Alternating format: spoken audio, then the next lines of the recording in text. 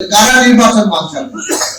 যারা জাতীয় স্বার্থ, দেশের স্বার্থ, দেশের এমনকি অস্তিত্বের বিরুদ্ধে গিয়ে নিজেদের সংকীর্ণ দলীয় স্বার্থ অথবা গোষ্ঠী স্বার্থ কায়েম করছে।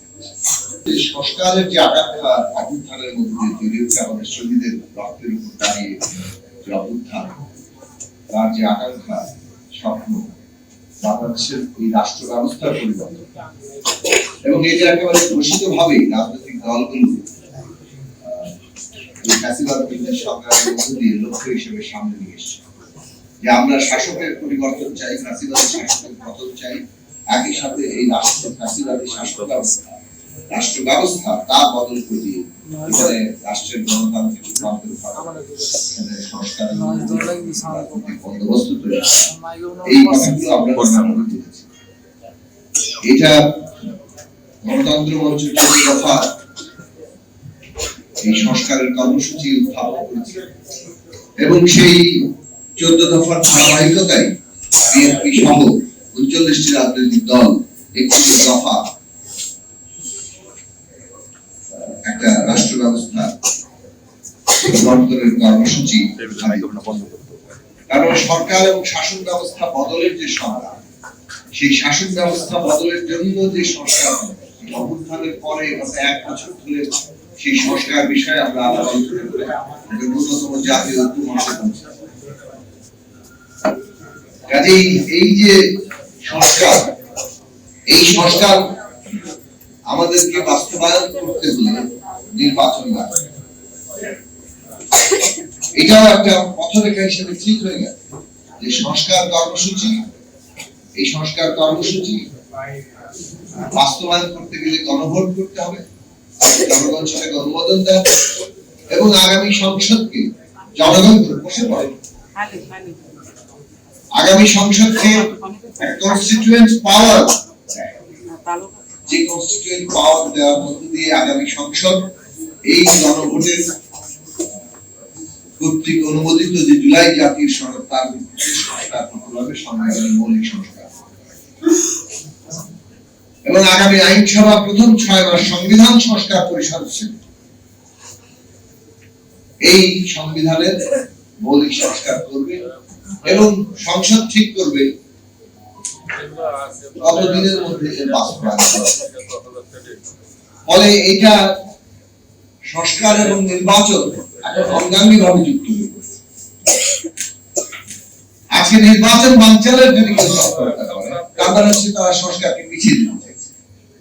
আজকে নির্বাচন বানচালের যদি কেউ তৎপরতা করে, তার হচ্ছে তারা বাংলাদেশের গণতান্ত্রিক উত্তরণটাকে পিছিয়ে দিতে চাইছে। কারণ এই মুহূর্তে বাংলাদেশের যে প্রধান জাতীয় স্বার্থ, তার বিরুদ্ধে তারা দাঁড়িয়ে যাচ্ছে। কেবল রাজনৈতিক উত্তরণের জন্য নয়, আমরা যদি অর্থনীতির দিকে তাকাই তাহলে আমরা স্পষ্টভাবে দেখতে পাবো যে বাংলাদেশের একটা গণতান্ত্রিক উত্তরণ অর্থনৈতিক ব্যবস্থার একটা নতুন যাত্রার জন্য যে স্থবিরতা রয়েছে, বিনিয়োগ নাই, কর্মসংস্থান তো বাড়ছে না, কমছে, শিল্প কলকারখানা বন্ধ হয়ে অবস্থা আছে। এখন অর্থনীতিকে এটা ঘুরে দাঁড়াতে হলে যে নতুন বিনিয়োগ এবং পরিস্থিতি দরকার, সেখানে নির্বাচন এবং একটা রাজনৈতিক স্থিতিশীলতা অপরিহার্য। এবং সেই পুরো বিষয়ের দিকে আমরা যদি খেয়াল রাখি তাহলে আমাদের নির্বাচনটা সামগ্রিক রাজনৈতিক, অর্থনৈতিক, সামাজিক, সাংস্কৃতিক একটা গণতান্ত্রিক যাত্রার জন্য এখন অপরিহার্য। তাহলে কারা নির্বাচন বানচাল করছে? যারা জাতীয় স্বার্থ, দেশের স্বার্থ, দেশের এমনকি অস্তিত্বের বিরুদ্ধে গিয়ে নিজেদের সংকীর্ণ দলীয় স্বার্থ অথবা গোষ্ঠী স্বার্থ কায়েম করছে। হ্যাঁ, পতিত ফ্যাসিস্টরা তাদের গোষ্ঠী স্বার্থে, তাদের যে ধরনের কায়েমি স্বার্থ তারা ফ্যাসিবাদের মধ্যে দিয়ে জারি রেখেছিল, সেটার স্বার্থে এখনো তারা নির্বাচন বানচাল করতে চাইছে, অভ্যুত্থানকে কালিমা লিপ্ত করতে চাইছে এবং নানাভাবে তারা তাদের প্রচারণা চালিয়ে যাচ্ছে। কিন্তু সেইটা এমনকি সাবোটাজ করছে, নানা ধরনের অন্তর্ঘাত তৈরি করছে, সেই সব করে তারা চাচ্ছে যে এই প্রক্রিয়াটা যাতে বানচাল হয়। তাদের কিন্তু আমাদের সম্মিলিতভাবে মোকাবেলা করা। কিন্তু আমরা দেখছি যে কোন কোন দল প্রকাশ্যে ঘোষণা দিচ্ছেন নির্বাচন পিছিয়ে গেলে অসুবিধা নেই।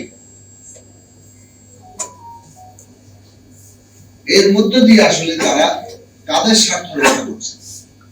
একদিকে যেমন ওই গোষ্ঠী স্বার্থকে তারা নানাভাবে আরো শক্তি যোগাচ্ছেন, অন্যদিকে নিজেদের দলীয় স্বার্থকে এর মধ্যে দিয়ে হাসিল করতে চেষ্টা করছে। কিন্তু এই সবই এমন বিপর্যয়ের দিকে আমাদেরকে নিয়ে যেতে পারে তাতে কারোরই কোনো লাভ হবে না, কোন দলীয় স্বার্থ আসলে এখানে কারো অর্জিত হবে না, বরং আমরা সামষ্টিকত ভাবে একটা বিপর্যয়। এই কথাগুলো আমাদের জনগণের আজকে খেয়াল রাখা দরকার।